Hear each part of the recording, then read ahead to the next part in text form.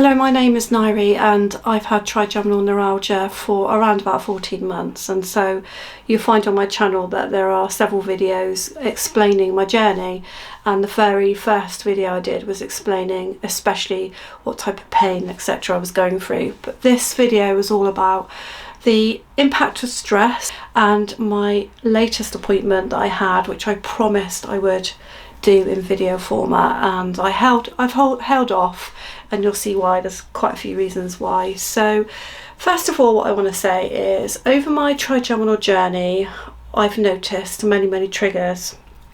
In the beginning, because it was very new and the pain levels were very high, they weren't under control, there were lots of triggers, from brushing my teeth to eating to moving.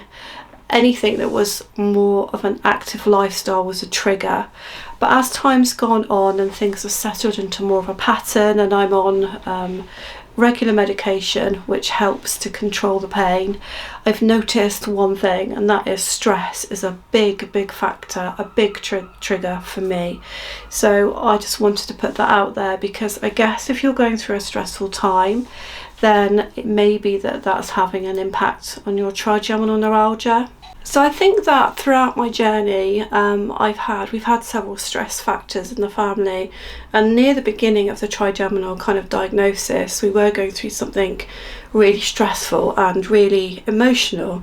And I think that then I noticed that when I was having big bursts of crying or emotion, I think the tension in my face was causing issues and problems, and I think I've noticed that more recently as well. I think because we've had other things in the family happen recently, I've noticed that as a trigger. I can't even remember what I was crying over, but something happened. I think it was somebody quite poorly in the family, and I was really crying quite intensely, and I noticed that was a real trigger. And the reason why I noticed that is because largely the pain levels are under control through carbamazepine, and therefore I don't get the triggers as often, and so therefore I really noticed it after crying, intensely, that did cause a trigger. So I guess my reflections are, looking back over the year, or more than a year even, that because we did have quite a few major things happen in the family, there was a lot of reason for me to be very tense around the face and very stressed, and I definitely think that just caused me extra problems. And I guess if you are able to identify with that, then that's going to help you if I mention that in this video. So the other thing that happened was, if you've been following me, and excuse my breathlessness, but I've had COVID, so I'm just still recovering from that. But a lot of you who have followed me will know that I was due to have my last neurology appointment, and that I've held back really. It's the longest time I've had between videos because I was waiting for that appointment. Well, what happened is that appointment didn't come through, and so I had to chase it. And the original letter went off in June, and then after Christmas nothing had happened, so I decided to chase it and sort of see what was going on. And I'd been told that my neurology appointment hadn't been accepted because my trigeminal neuralgia was under control. I was really upset about this because they'd not told me that my referral hadn't been accepted, so I was waiting for it.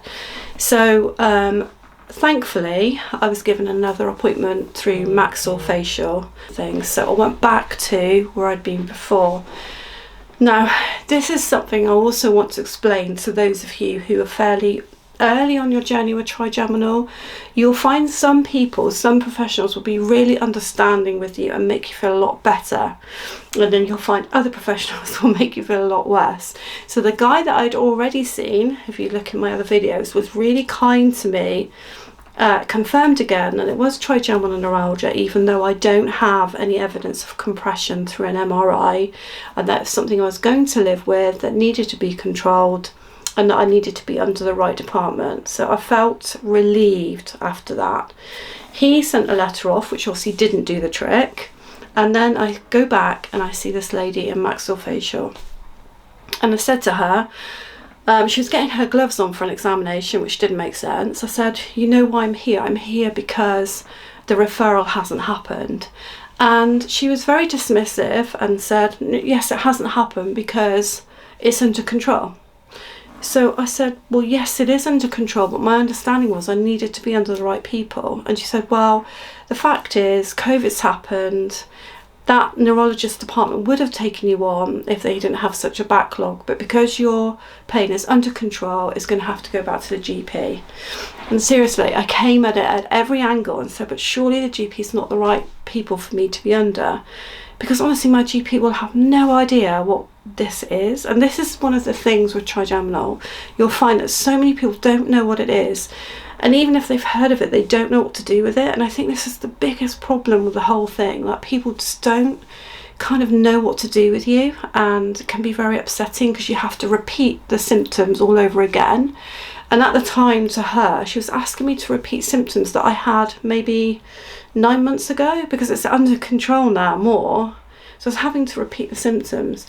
And the thing that really, I think, got to me is she said to me, well, of course, you are responding to the carbamazepine, or however you want to say that.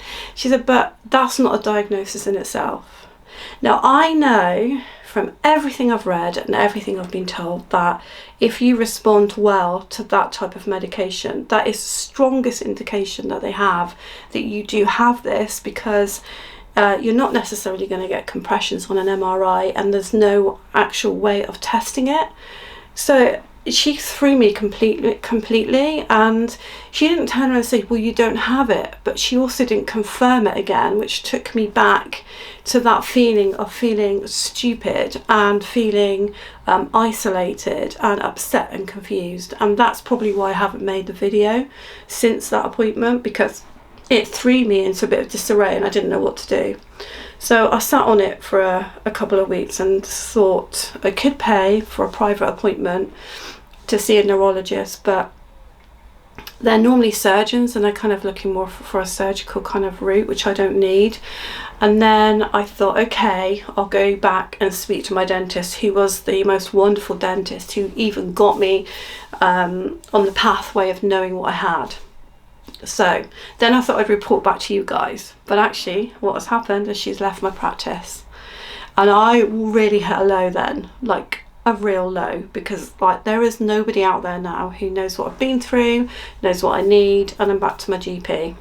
Now this woman at the maxillofacial assured me that this form that she was now going to fill out with all the details was now going to go back to the doctors, and I'd have a copy of that letter. This is 3 weeks ago, 4 weeks ago. Do I have a copy of the referral back to the GP? No, I don't have anything. So it's almost as if the whole kind of like diagnostic route has disappeared off the face of the planet. And so, yeah, I've been on a downer for quite a while, and I've had COVID, and the family have had COVID, other things have happened, but I've been on a downer, and I think professionals can put you on a downer more than the actual thing sometimes. And that's sad to say, but it's true. I think it's true. So my situation anyway, let's get on to a positive, is I have managed to wean myself down to one tablet a day of 200 milligrams. Now, I did this because there was nobody to help me anyway make that decision. There was no one out there to help me.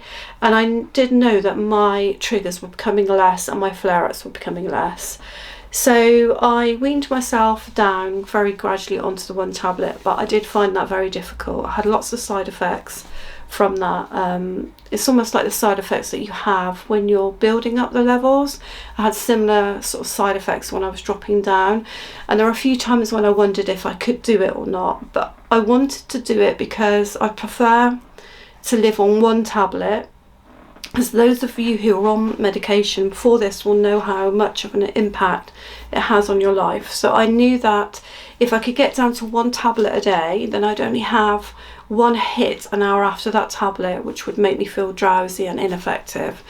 So I persisted, and I managed to get down to that one tablet, and now I feel that it is stable on the one tablet. I'm really happy with that. Whether I'll try to get off, I don't know. I've thought about it a few times, but I feel like I'm stable on one tablet, I'm coping on the one tablet, and I don't particularly want to deal with flare-ups and triggers building back up again. Obviously this is a video like 14 months on from my beginning of my journey, so if you want to see what that journey's looked like, the good and the bad, especially my descriptions on pain levels, where the pain is, so if you want to go back and sort of check on those descriptors, it might just make you feel better, because a lot of people have commented, particularly on my first video, about how they can identify with the pain, how they can identify with what people have said to them, and it's made them feel better.